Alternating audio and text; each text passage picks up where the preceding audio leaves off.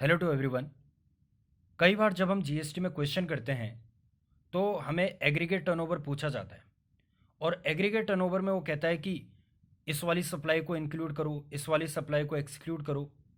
वहाँ पे इस तरह की टर्म्स आती हैं कि इसमें एग्जम्प्ट सप्लाई आएगी, टैक्सेबल सप्लाई आएगी, ज़ीरो रेटेड सप्लाई आएगी। और उस समय हमें पता नहीं चलता कि कौन सी सप्लाई ये एक्सक्लूडेड है, कौन सी एग्जम्प्ट है, क्या है ये सब। तो हमें डिटेल में थोड़ा देखते हैं कि ये इन सब सप्लाई में क्या क्या डिफरेंस है। तो एक एक करके हम देखेंगे। सबसे पहले मैं बात करता हूँ ज़ीरो रेटेड सप्लाई की, जो कि under section number 16 define of IGST act. तो ज़ीरो रेटेड सप्लाई क्या होता है? देखो, ज़ीरो रेटेड सप्लाई इन्होंने यहाँ पे डिफाइन किया।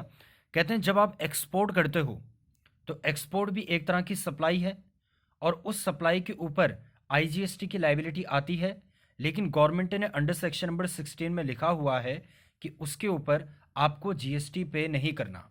तो इसलिए हम इसको कहते हैं ज़ीरो रेटेड सप्लाई।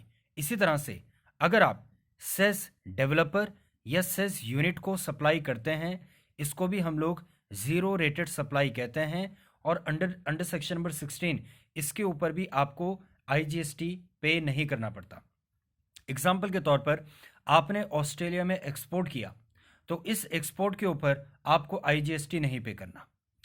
वैसे ही अगर आपने मान लो यूपी के अंदर कोई सेस एरिया है, उस सेस एरिया के अंदर कोई यूनिट है, ठीक है, उस यूनिट को, उस बिजनेस को, उस रेसिपेंट को आपने सप्लाई की, तो उसके ऊपर भी जीएसटी की लाइबिलिटी नहीं आएगी। इस वाली सप्लाई को भी हम जीरो रेटेड सप्लाई बोलेंगे। Alright, now zero rated supply क्या होता है, ये बात आपको थोड़ा क्लियर हुआ होगा। नाउ जीरो रेटेड सप्लाई के बाद अब मैं बात करता हूं नॉन टैक्सेबल सप्लाई की। तो देखो, कहता है यहां पे देखो, नॉन टैक्सेबल सप्लाई का मतलब होता है ऐसी सप्लाई जिसके ऊपर लेवी नहीं आती जीएसटी की। एग्जाम्पल के तौर पर alcoholic liquor for human consumption, ये एक नॉन टैक्सेबल सप्लाई है। और 5 पेट्रोलियम प्रोडक्ट्स, ये भी एक नॉन टैक्सेबल सप्लाई है। नॉन टैक्सेबल सप्लाई जैसे नाम ही बता रहा है कि सप्लाई तो है लेकिन उसके ऊपर टैक्स नहीं लगेगा। यदि आप शराब को बेचते हैं तो according to section number 7 subsection number 1 में वो डेफिनेशन में फॉल कर रहा है सप्लाई की। सप्लाई होने के बावजूद उसके ऊपर जीएसटी की लाइबिलिटी नहीं आती क्योंकि हमने उसको नॉन टैक्सेबल सप्लाई माना हुआ है। वैसे ही 5 पेट्रोलियम प्रोडक्ट्स सप्लाई तो है लेकिन उस पर जीएसटी की लाइबिलिटी नहीं आती, इसलिए हम इसको नॉन टैक्सेबल सप्लाई कहते हैं। और क्यों लाइबिलिटी नहीं आती? क्योंकि इनको लॉ में लिख करके हटाया गया है। 5 पेट्रोलियम प्रोडक्ट्स को लिख करके उन्होंने हटा रखा है कि इसके ऊपर अभी जीएसटी नहीं लगेगा। फ्यूचर में कभी जाकर के अगर जीएसटी काउंसिल रिकमेंड करती है तो फिर लग जाएगा, लेकिन अभी फॉर द टाइमिंग ये जीएसटी इन दो आइटम्स के ऊपर नहीं लगा रहे। तो आपको जीरो रेटेड सप्लाई का मतलब भी पता लग गया, नॉन टैक्सेबल सप्लाई का मतलब भी पता लग गया। टैक्सेबल सप्लाई क्या होता है? टैक्सेबल सप्लाई बड़ी सिंपल चीज़ है यार। ऐसी कोई भी ट्रांजैक्शन जो सप्लाई है और जिसके ऊपर जीएसटी की लाइबिलिटी भी आती है। आपने किसी से कोचिंग क्लास ली, वो जो कोचिंग क्लास आपको प्रोवाइड कर रहा है वो एक तरह की सप्लाई है और उस सप्लाई के ऊपर जीएसटी की लाइबिलिटी भी आती है। तो कोचिंग सर्विसेज को हम कह सकते हैं कि ये टैक्सेबल सप्लाई है। आप किसी रेस्टोरेंट पर खाना खाने के लिए जाते हैं, वो आपके ऊपर जीएसटी चार्ज करता है क्योंकि रेस्टोरेंट ओनर के द्वारा दी जाने वाली सर्विस टैक्सेबल सप्लाई है। तो टैक्सेबल सप्लाई का मतलब सिंपल, कोई भी ट्रांजैक्शन जो सप्लाई की डेफिनेशन में कवर होती है और जिसके ऊपर जीएसटी की लाइबिलिटी भी आती है। उसके बाद मैं बात करता हूँ, टैक्सेबल सप्लाई हो चुका है। अब मैं बात करता हूँ एग्जम्प्टेड सप्लाई की। एग्जम्प्टेड सप्लाई से पहले मैं एक्सक्लूडेड सप्लाई की बात करना चाहूँगा। एक्सक्लूडेड सप्लाई को हम out of the scope of supply के नाम से भी जानते हैं। मतलब जिसको हम, ऐसी ट्रांजैक्शन जिसको हम सप्लाई मानते ही नहीं है। ऐसी कोई भी ट्रांजैक्शन जिसको हम सप्लाई नहीं मान रहे तो उसके ऊपर ऑब्वियस सी बात है जीएसटी की लाइबिलिटी भी नहीं आएगी। तो ना तो ये सप्लाई होती है और ना इसके ऊपर जीएसटी की लाइबिलिटी आती है, क्योंकि जीएसटी की लाइबिलिटी तो तभी आएगी जब वो पर्टिकुलर ट्रांजैक्शन सप्लाई बनेगी। तो ऐसी कुछ ट्रांजैक्शंस हैं जिनको हम outside the scope of supply रखते हैं, उनको हम सप्लाई ही नहीं मानते और जब सप्लाई मानते ही नहीं हैं तो उसके ऊपर जीएसटी की लाइबिलिटी नहीं आती। तो ये बातें आपको section number 7 subsection number 2 clause number A में बताई गई हैं और क्लॉज नंबर बी में बताई गई हैं। जब आप क्लॉज नंबर ए को पढ़ोगे तो उसके अंदर शेड्यूल नंबर 3 है। उस शेड्यूल नंबर 3 में आपको 8 ऐसी एक्टिविटीज़ मिलेंगी, 8 ऐसी एक्टिविटीज़ मिलेंगी जिनको outside the scope of supply रखा गया है और इन्हीं को हम एक्सक्लूडेड सप्लाई भी कहते हैं। एग्जाम्पल के तौर पर, जैसे कोई डिजीज्ड पर्सन है, ऐसा पर्सन जिसकी डेथ हो चुकी है, अब उसका अंतिम संस्कार वगैरह हो रहा है, तो जो भी पंडित जी वगैरह हैं या मौलवी वगैरह हैं, जो भी वो क्रियाक्रम करवाते हैं, तो वो भी एक तरह से सर्विस दे रहे हैं, लेकिन उनकी सर्विस को हम लोगों ने एक्सक्लूडेड सर्विस बोला है।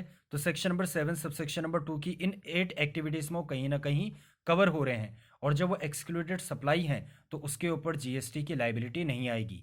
इसका मतलब अगर कोई डिजीज्ड पर्सन है और पंडित जी उसका क्रियाक्रम कर रहे हैं, तो पंडित जी कोई भी जीएसटी चार्ज नहीं कर सकते, क्योंकि उनके द्वारा दी जाने वाली सर्विस एक तरह से एक्सक्लूडेड सप्लाई में कवर है, और जब वो सप्लाई है ही नहीं तो फिर उसके ऊपर जीएसटी की लेवी भी नहीं आएगी। फिर से मैं बताता हूँ आगे। मैंने आपको ज़ीरो रेटेड बता दिया, अब नॉन टैक्सेबल सप्लाई बता दिया, टैक्सेबल सप्लाई क्या होती है वो बता दिया, एग्जम्प्टेड सप्लाई। अब एग्जम्प्टेड सप्लाई की बात करते हैं। एक्सक्लूडेड भी मैं बता चुका हूँ, एग्जम्प्ट बच गया था। देखो एग्जम्प्टेड सप्लाई में वो क्या कहता है, कहता है एग्जम्प्टेड सप्लाई का मतलब निल रेटेड सप्लाई, जिसके ऊपर निल रेट अट्रैक्ट होता है, और ऐसी सप्लाई जो जो हमने सेक्शन नंबर 11 और सेक्शन नंबर 6 में एग्जम्प्ट कर दी। इसको थोड़ा समझो। जब जीएसटी का कानून बना था, तो गवर्नमेंट जब कानून बना रही थी, तो आपने 1 जुलाई 2017 को जब न्यूज़ सुनी होगी, तो आपने कहा होगा, आपने सुना होगा कि कल से ये कुछ प्रोडक्ट्स हैं जिनके ऊपर कोई जीएसटी नहीं लगेगा। उसको हम कहते हैं निल रेटेड टैक्स अट्रैक्ट करती है ऐसी सप्लाई। जैसे मिल्क की मैं बात करूं, दूध हो गया, ब्रेड हो गया, जो भी एसेंशियल प्रोडक्ट्स होते हैं, इसके ऊपर गवर्नमेंट कोई भी जीएसटी नहीं लगाती। क्या वो सप्लाई है? बिल्कुल है, सप्लाई तो है। क्या उसके ऊपर लेवी भी आती है? लेवी आती है, लेकिन गवर्नमेंट ने जीरो रेट उसका बना दिया। आपने मिल्क जितने का भी मैन्युफैक्चर किया, गवर्नमेंट कहती है इसको जीरो रेट से मल्टीप्लाई कर दो, तो उसके ऊपर जीएसटी की लाइबिलिटी जीरो आ जाती है। ठीक है। वैसे ही जब जीएसटी का कानून बन गया, उसके बाद गवर्नमेंट ने धीरे धीरे देखा हमें कुछ और भी आइटम्स हैं जिनके ऊपर जिनको एग्जम्प्ट कर देना चाहिए, जिनके ऊपर हमें टैक्स लाइबिलिटी नहीं लानी चाहिए। तो गवर्नमेंट ने वो सेक्शन नंबर 11 से बता दी और सेक्शन नंबर 6 से बता दी। दो दो सेक्शन क्यों?